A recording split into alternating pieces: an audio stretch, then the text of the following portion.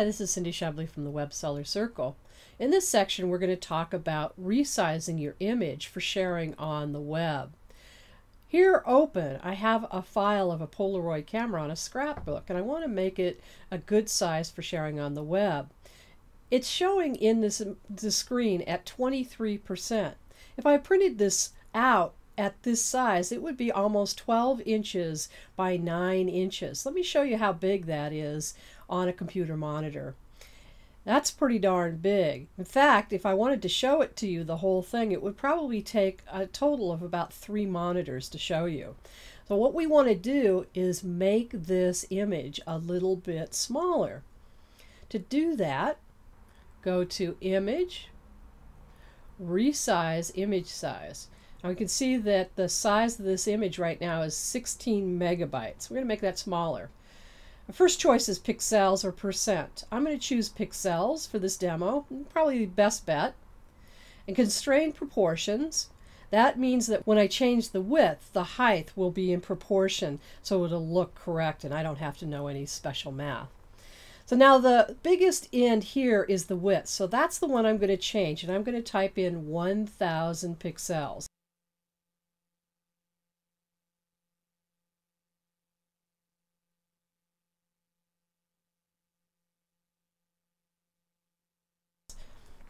You see how the height changed. Here's the image. It is the perfect size now for sharing on the web. It'll fit nicely in our listing template and it'll work perfectly for the new eBay picture services. What we want to do is save this now as a new file, because it's a good idea never to overwrite the original. So I'm going to do Save As.